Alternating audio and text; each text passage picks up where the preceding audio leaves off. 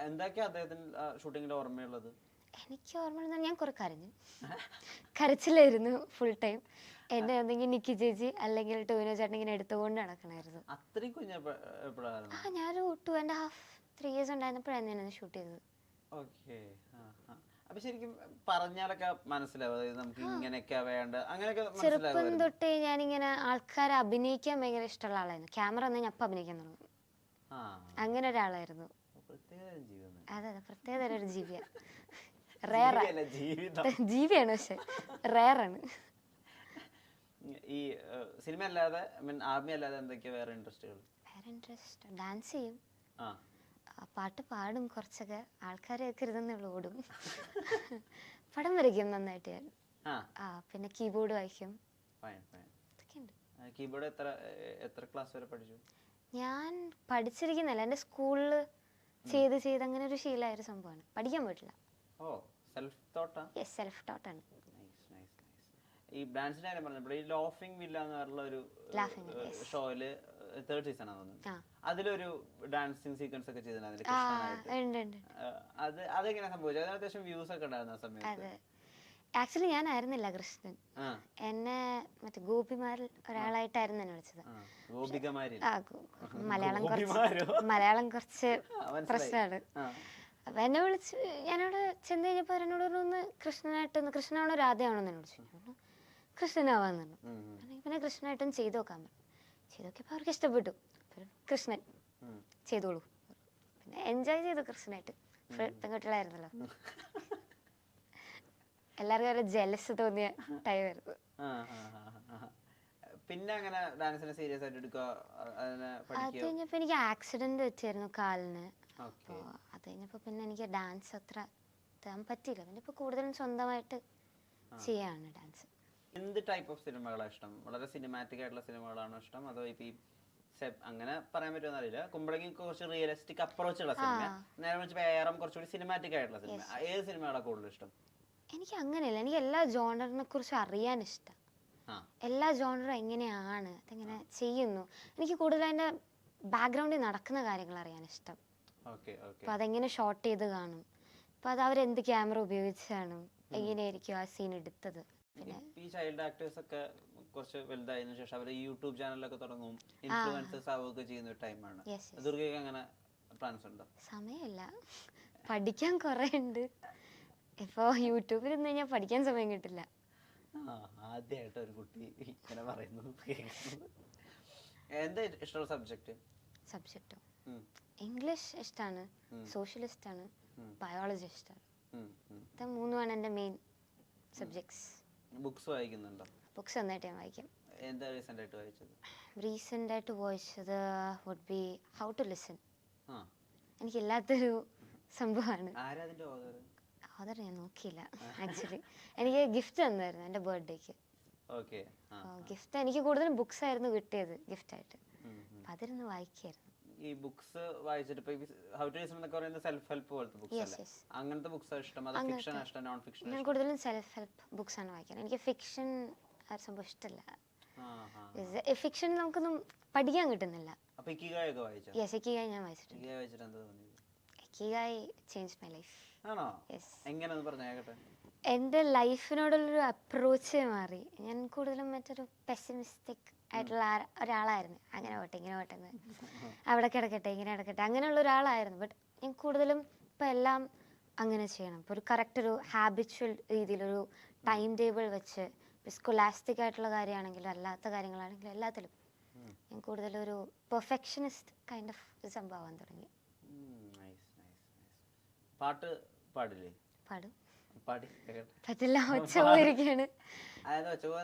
NCC ഞങ്ങക്ക് passing out parade ഉണ്ട്.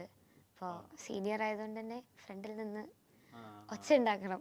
ഈ NCC-ലൊക്കെ ഉള്ള സമയത്ത് നമ്മുടെ ചെറിയൊരു എറർ സംഭവിച്ചപ്പോൾ നമുക്ക് നല്ല രീതിയിൽ പണിഷ്മെന്റ് കിട്ടും. അങ്ങനത്തെ എന്താ ഓർമ്മയുള്ളത്? അങ്ങനത്തെ തന്നെ ഇപ്പൊ ഞാനൊരു നാഷണൽ ക്യാമ്പിന് വരുന്നു, TSC തൽസൈനിക് ക്യാമ്പ്, ഫയറിങ്ങിന്. അപ്പൊ ആ സമയത്ത് പനിയായിരുന്നു. സീനിയേഴ്സ് എങ്ങനെയാണെന്ന് അറിയാലോ, നമ്മളെ ബ്രേവ് ആക്കാൻ സ്ട്രോങ് ആക്കാനൊക്കെയാണ്. പക്ഷെ ഫസ്റ്റ് ടൈം ഒറ്റയ്ക്ക്, എൻ്റെ ഫസ്റ്റ് ക്യാമ്പായിരുന്നു, നാഷണൽ ക്യാമ്പായിരുന്നു. അപ്പോൾ എനിക്ക് അറിയില്ല ഒന്നും. അപ്പോൾ അവരെന്നോട് പോയി തണുത്തളത്ത് പോയി കുളിക്കാൻ, പനി പിടിച്ചിരിക്കുന്നു. അതൊരു ഭയങ്കര, പിന്നെ എനിക്ക് ഫയറിംഗ് ഒന്നും മര്യാദയ്ക്ക് ചെയ്യാൻ പറ്റിയില്ല, അങ്ങനെയുള്ള പ്രശ്നങ്ങളാണ്. പിന്നെ ഞാൻ സീനിയറായി, ഞാനായിരുന്നു പണിഷ്മെന്റ് എടുത്തോണ്ടിരുന്നത്, അതൊക്കെയായിരുന്നു. അച്ഛൻ അമ്മ രണ്ടുപേർക്കും ഉള്ള സപ്പോർട്ട് എങ്ങനെയാ സിനിമയിലും? അച്ഛനും അമ്മയും എല്ലാത്തിലും എന്നെ ഭയങ്കര സപ്പോർട്ടാണ്, എന്ത് കാര്യത്തിലായാലും. ഇപ്പം എനിക്ക് ഇപ്പം താര ചെയ്യുമ്പോഴും എന്നോടാണ് ആദ്യം ചോദിച്ചത്, എനിക്ക് താല്പര്യം ഉണ്ടോയെന്ന് എന്നോട് ചോദിച്ചത്. ഞാൻ പറഞ്ഞു എനിക്ക് താല്പര്യമുണ്ട്, എങ്കിൽ പിന്നെ ചെയ്തോളൂ, കുഴപ്പമില്ല. എന്നോട് ഒന്നിലും ഇത് ചെയ്തേ പറ്റുള്ളൂ അല്ലെങ്കിൽ അതായേ പറ്റുള്ളൂ അങ്ങനെ ഒരു സംഭവമില്ല, ഒരു പ്രഷറും ഇല്ല. ഇഷ്ടമുള്ളതാവുക, ഇഷ്ടമുള്ളത് ചെയ്യുക, അംബിഷൻ എന്താണോ അത് അച്ചീവ് ചെയ്യുക. ഇപ്പോഴും ഈ പുലിമുരുകനൊക്കെ ടി വിയിൽ വരുന്ന സമയത്ത്, അല്ലെങ്കിൽ നമ്മുടെ സൗണ്ട് തോമ ടി വി വരുന്ന സമയത്ത് എന്താ തോന്നുക? ക്രിഞ്ച് തോന്നുന്നുണ്ട് ചെറുതായിട്ട്. ചില ഡയലോഗൊക്കെ പറയുമ്പോൾ എനിക്ക് ഭയങ്കര ഇതായിട്ട് തോന്നില്ല, ശബ്ദം പ്രത്യേകിച്ച് കേൾക്കുമ്പോ ഓ ഇങ്ങനെയായിരുന്നു. അതെ അതെ, എല്ലാം എന്റെ സ്വന്തം ശബ്ദം തന്നെയാണ്. ശബ്ദമാണ് ഡയലോഗ്സ് അല്ല, ഡയലോഗ്സ് ക്യാരക്ടറിന്റെ ഭാഗമാണല്ലോ. ശബ്ദം കേൾക്കുമ്പോ നമുക്ക് ചെറുപ്പത്തിലെ ശബ്ദവും പിന്നെ വലുതാകുമ്പോ ഒരു ശബ്ദവും കേൾക്കുമ്പോ സ്വന്തമായിട്ടൊരു തോന്നിട്ടില്ല. ചേട്ടന് തോന്നിട്ടുണ്ടാവില്ലേ?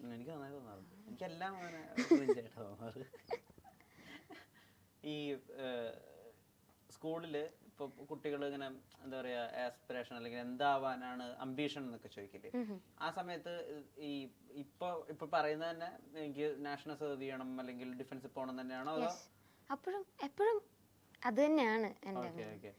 അല്ല ഞാൻ ചോദിക്കുന്നത്, അപ്പൊ ഈ NDA അക്കാഡമിയിലൊക്കെ പോകുന്നത് വരെയല്ലേ അപ്പൊ അഭിനയിക്കാൻ പറ്റുള്ളൂ, ഇനി ഓഫേഴ്സ് വന്നാലും?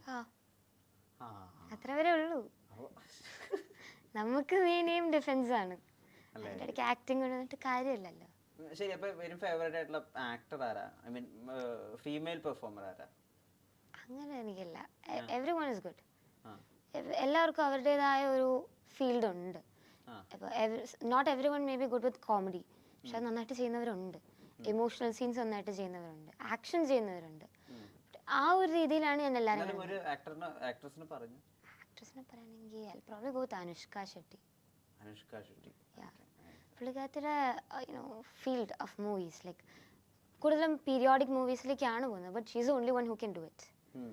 വേറെ ആൾക്കാർ റോൾ ചെയ്താൽ ചിലപ്പോൾ അത്രയും നന്നായിട്ട് ചെയ്യണമെന്നുണ്ടാവില്ല.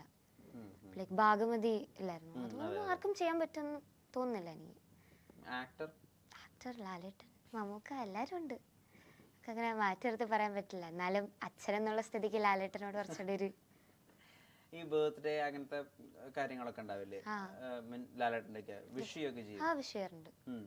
നമ്പേഴ്സ് ഒക്കെ ഉണ്ടായി സൂപ്പർ സ്റ്റാർസിന്റെ ഒക്കെ?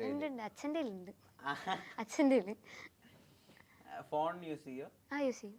അതിനെങ്ങനെ ടൈമിംഗ് ഒക്കെ വെക്കോ? ടൈം ടേബിൾ ഉണ്ട് എനിക്ക്. എങ്ങനെയാ? രാവിലെ പഠിക്കണം, പിന്നെ 1 മണിക്കൂറൊക്കെ ആയിരിക്കും ഫോൺ നോക്കാൻ കിട്ടുന്ന ടൈം. അത് വെച്ച് നമ്മള് നോക്കുക, പോവാ, അത്രേ ഉള്ളൂ. ഏത് ഏറ്റവും കൂടുതൽ യൂസ് ചെയ്യുന്ന ആപ്പ്? ഇൻസ്റ്റാഗ്രാം. അതല്ലേ ഉള്ളൂ, അവിടെയാണ് ഞങ്ങളുടെ ഫ്രണ്ട്സിന്റെ ഗ്രൂപ്പും എല്ലാം അവിടെ തന്നെയാണ്. ഈ ഒരു 2000 മുമ്പ് ജനിച്ചിട്ടുള്ള ആളുകളുണ്ടല്ലോ, 1992, 1999, അവിടെയുള്ള ആളുകളൊക്കെ ഇപ്പം അമ്മാവെന്നും തന്ത വൈബ് എന്നൊക്കെ പറയുന്നില്ല. നിങ്ങളൊക്കെ ഭയങ്കര ജെൻസിയും അങ്ങനെ നിങ്ങളുടെ ഫാഷൻ നമുക്ക് മനസ്സിലാവുന്നില്ല, നിങ്ങൾ K-pop കേൾക്കുന്നത് നിങ്ങൾക്ക് മനസ്സിലാവുന്നില്ല, അതിലൊക്കെ ശരിക്കും എന്തെങ്കിലും കാര്യമുണ്ടോ? ഇല്ല, ഞാൻ ഈ ജെൻസിയുടെ ഈ K-pop ഒക്കെ ഞാൻ പണ്ട് കേൾക്കുമായിരുന്നു, BTS ഒക്കെ. പക്ഷെ അത് കഴിഞ്ഞപ്പോ എനിക്ക് കൂടുതൽ ഞാൻ ഈ 90s പാട്ടുകളിലേക്ക് വന്നു തുടങ്ങി. ഞങ്ങളുടെ കൂട്ടത്തിലാണെങ്കിലും ഞങ്ങൾ അങ്ങോട്ടും ഇങ്ങോട്ടും പറയും ഭയങ്കര തന്തവയമാണ് ഇങ്ങനെയൊക്കെ പറയും. പക്ഷെ എനിക്ക് തോന്നുന്നു കുറച്ചുകൂടി നമ്മളിപ്പോൾ ഈ കേൾക്കുന്ന പാട്ടുകളെക്കാളും കുറച്ചുകൂടി മീനിങ് ഫുൾ ആയിട്ടും എനിക്ക് കുറച്ചുകൂടി ഇഷ്ടം 90s പാട്ടുകളും 90s സിനിമാസും ഒക്കെയാണ്. ഏറ്റവും ഇഷ്ടപ്പെട്ട 90s സിനിമ? 90s സിനിമ ലാലേട്ടൻ്റെ, എല്ലാം ലാലേട്ടനാണ്, വേറൊന്നും ഇല്ല. ഇപ്പോൾ പറയാനാണെങ്കിൽ നമ്മുടെ ആറാം തമ്പുരാൻ എനിക്ക് ഭയങ്കര ഇഷ്ടമുള്ള സിനിമയായിരുന്നു. എപ്പോഴും കണ്ടുകൊണ്ടിരിക്കുന്ന ഒരു മൂവിയാണ് ആറാം തമ്പുരാൻ. മമ്മൂക്കയുടെ വല്യേട്ടൻ അങ്ങനെ എന്തോ മൂവി ഇല്ലായിരുന്നു, വല്യേട്ടൻ. അതിലിപ്പോ ഇത്രയും സ്റ്റുഡിയോസ് ആയിട്ടുള്ള എങ്ങനെ ഈ പടമൊക്കെ കാണാൻ തിയേറ്ററിലൊക്കെ പോകുന്ന സമയത്ത് ഇപ്പൊ വല്യേട്ടൻ റിലീസ് ആവുന്നുണ്ട് 4K റീമാസ്റ്റേർഡ് വേർഷൻ. അപ്പൊ അതെങ്ങനെയാ കാണുക? അത് കാണണ്ടെന്ന് വിചാരിക്കോ? എങ്ങനെയായിരിക്കും? ഡിപ്പെൻസ്. എനിക്ക് എക്സാംസ് ആണെങ്കിൽ ഞാൻ കാണില്ല. ഇപ്പൊ ഒരു ടൈമിൽ എനിക്ക് ഒരു ഫിലിംസും കാണാൻ പറ്റാത്ത ടൈമാണ്, ബിക്കോസ് 10th ആണ്, ബോർഡ്സ് വരുന്നു, പറ്റില്ല. പ്രഷർ ഉണ്ടോ? പ്രഷർ ചെറുതായിട്ട്. CBSE ICSE? CBSE. അപ്പൊ ഈ ഫുൾ A1 വാങ്ങണം അങ്ങനെയൊക്കെ? എനിക്ക് ആഗ്രഹമുണ്ട്. സ്കൂളിലെ ഹെഡ് ഗേളും കൂടിയാണ്, അപ്പൊ പിന്നെ ഒരു മേടിക്കണ്ടേ. പൃഥ്വിരാജും ഒരു ഹെഡ് ബോയ് അങ്ങനെ എന്തോ ആയിരുന്നു. ആർമി സ്കൂളിൽ. അതിന്റെ ഹെഡ് ഗേളിന്റെ ഇതിനെന്താ പറയാ, ബോയ്സിന്റെ സെക്ഷൻ എന്താ ഹെഡ് ബോയ്. പുള്ളി അതായിരുന്നു. ഓക്കെ, എന്തായാലും അതൊക്കെ സംഭവിക്കട്ടെ. താര കാണാത്ത ആളുകളുണ്ടായിരിക്കും, താര ഇപ്പോൾ റിലീസായിട്ടും അത് മനസ്സിലാവാത്ത ആളുകളുണ്ടായിരിക്കും. സോ ദാറ്റ് അവരോട് എന്താ പറയാനുണ്ടാവുക? താര എല്ലാ സ്റ്റുഡൻസും കണ്ട ഒരു സിനിമയാണ്, എല്ലാ കുട്ടികൾക്കും, എല്ലാ ഫാമിലി ആയിട്ടിരുന്ന് കാണാൻ പറ്റുന്നൊരു ഫിലിം എന്ന് പറയാം. ടെലിഫിലിം എന്ന് പറഞ്ഞാൽ എനിക്ക് കൂടുതൽ ഇതൊരു ഫിലിമായിട്ടാണ് തോന്നിയിരിക്കുന്നത്. എല്ലാവരും കൂടെ ഒരുമിച്ചിരുന്ന് കാണേണ്ട ഒരു ഇതാണ്. It shows the life of A student, shows the life of A family. പ്രത്യേകിച്ച് ഈ പെൺകുട്ടികൾക്ക് ഭയങ്കരമായിട്ട് ഇഷ്ടപ്പെടും. അച്ഛന്മാരായിട്ടാണല്ലോ പെൺകുട്ടികൾക്ക് എപ്പോഴും കൂടുതൽ അടുപ്പമുള്ളത്. ഒരു അച്ഛൻ്റെയും മകളുടെ ഒരു ബോണ്ട് അറിയാൻ പറ്റും. No matter whatever the phase in life, അവർ ഒരുമിച്ച് അങ്ങോട്ടും ഇങ്ങോട്ടും വിടാതെ പോകുന്നൊരു ഇതാണ്. മറ്റൊരു കാര്യം ചോദിച്ചോട്ടെ, ഇപ്പൊ പണ്ടത്തെ ഈ സിനിമകളൊക്കെ ഉണ്ടല്ലോ, ഇപ്പൊ പുലിമുരുക്കൻ, സൗന്ദര്യമൊക്കെയുള്ള സിനിമകൾ, അപ്പൊ അവര് ആ സിനിമകളൊക്കെ മറ്റുള്ളവർ കാണുന്ന സിറ്റുവേഷൻസ് ഉണ്ടാവുമല്ലോ. പക്ഷെ ഇപ്പൊ ഉള്ള ദുർഗയുടെ മുഖം കുറച്ചധികം മാറിയിട്ടുണ്ട്, നന്നായിട്ട് മാറിയിട്ടുണ്ട്. അപ്പൊ അങ്ങനത്തെ സിറ്റുവേഷൻസിലൊക്കെ ഈ കുട്ടിയാണോ ആ കുട്ടി, അല്ലല്ല, അങ്ങനെയൊക്കെ ഒന്ന് ആൾക്കാർ പറഞ്ഞിട്ടുണ്ട്. അന്ന് ഇത്ര അല്ലേ ഉണ്ടായിരുന്നു, ഇന്ന് ഇത്ര ഉണ്ടല്ലോ, അങ്ങനെയൊക്കെ ചോദിച്ചിട്ടുണ്ട്.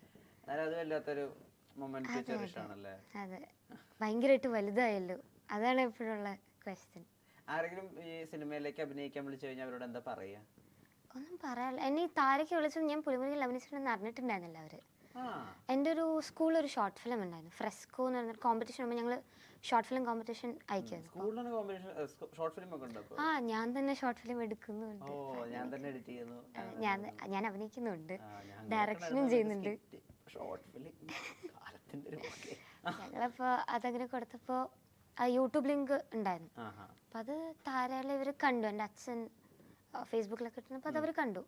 അപ്പം അത് കണ്ട് തന്നെ വിളിച്ചു, ഒന്ന് കാണാൻ പറ്റുമെന്ന് ചോദിച്ചു. അത് കഴിഞ്ഞപ്പോഴാണ് അവർ അറിഞ്ഞത് പുലിമുരുകനിൽ അഭിനയിച്ചൊരു കുട്ടിയാണ്. നെപ്പോട്ടിസം അല്ല. ഫൈൻ. എന്തായാലും ഡിഫൻസിൽ ജോയിൻ ചെയ്യുക, ആർമിനെ സെർവ് ചെയ്യുക എന്നൊക്കെ പറയുന്നത് അതൊരു വലിയ കാര്യമാണ്. എന്തായാലും ആ ഒരു ലീപ്പ് ഓഫ് എന്താ പറയുക വർക്ക് അത് അറ്റൈൻ ചെയ്യാൻ പറ്റട്ടെ. ഡെഫിനറ്റ്ലി സിനിമയിലും ആളുകൾ അവസരമൊക്കെ ആയിട്ട് വരികയാണെങ്കിൽ ദുർഗയ്ക്കും അത് ഒരു നല്ല മീറ്റി റോളൊക്കെ ആണെന്ന് തോന്നുകയാണെങ്കിൽ അത് എടുക്കാൻ സാധിക്കട്ടെ. Thank you for the time. Thank you so much. Thank you.